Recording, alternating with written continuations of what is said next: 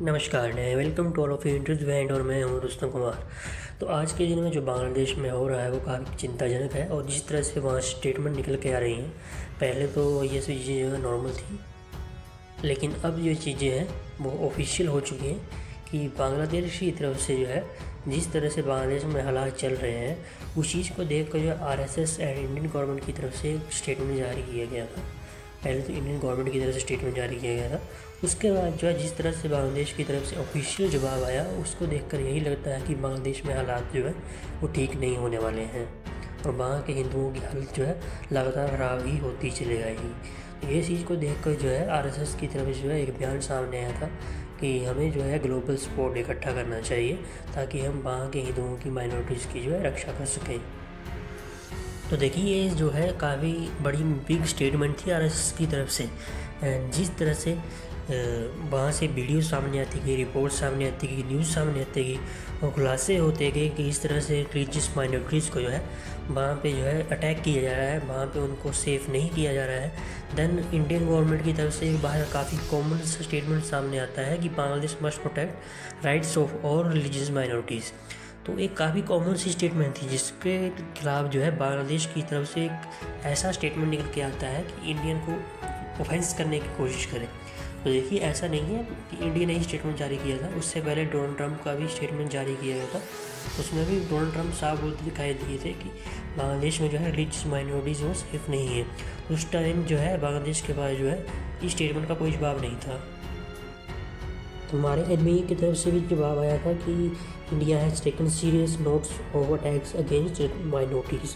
तो देखिए इस तरह की स्टेटमेंट जो है इंडिया की एडमी की तरफ से सामने आती गई थी, लेकिन उसके हिसाब से सामने से बांग्लादेश की तरफ से जो है एक स्टेटमेंट जारी किया जाता है कि they don't have any remorse, Bangladesh accuses India of double standards और माइनॉरिटीज़। तो उनका कहना था कि इंडिया को जो है डबल स्टैंडर्ड छोड़ने चाहिए रिलीजियस माइनॉरिटीज़ को लेकर।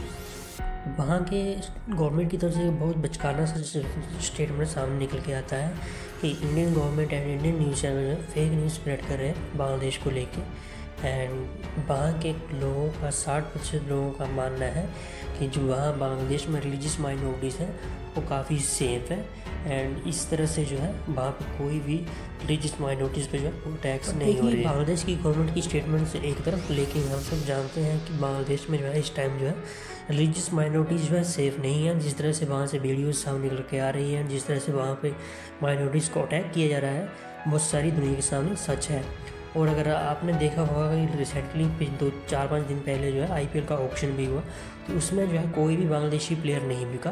तो आप लोग सोचते होंगे इसके पीछे कोई कॉन्स्पिरेसी नहीं थी, तो नहीं थी। कहीं बांग्लादेश के प्लेयर्स को इसलिए तो नहीं खरीदा गया कि वहाँ पे जो है सिचुएशन सेफ़ नहीं है माइनॉरिटीज़ को लेकर, तो इसकी जो टीमों के ऊपर कोई एक्सटर्नल प्रेशर था, लेकिन नहीं, ऐसा कुछ भी नहीं है। बांग्लादेश के प्लेयर जो है आईपीएल जैसी लीग में जो है कोई भी अपना अच्छी तरह से परफॉर्मेंस नहीं दे पाए, इस वजह से जो है बांग्लादेश का कोई भी प्लेयर जो है नहीं बिका है। तो देखिए इस तरह की स्टेटमेंट बांग्लादेश की तरफ से जो है निकल के सामने आती रहेंगी। एंड जिस तरह से वहाँ पे इस टाइम सिचुएशन है केओस मचा हुआ है, लगता नहीं है कि सिचुएशन इतनी जल्दी जो है सुधरने वाली है, क्योंकि गवर्नमेंट भी जो है इन चीज़ों को नकारती नज़र आ रही है। तो आप लोग इस चीज़ के बारे में क्या सोचते हैं, अपने विचार जो है कमेंट बॉक्स में ज़रूर रखें और ऐसी नई नई वीडियोज़ के लिए चैनल को सब्सक्राइब करें, वीडियो को लाइक करें, शेयर जरूर करें।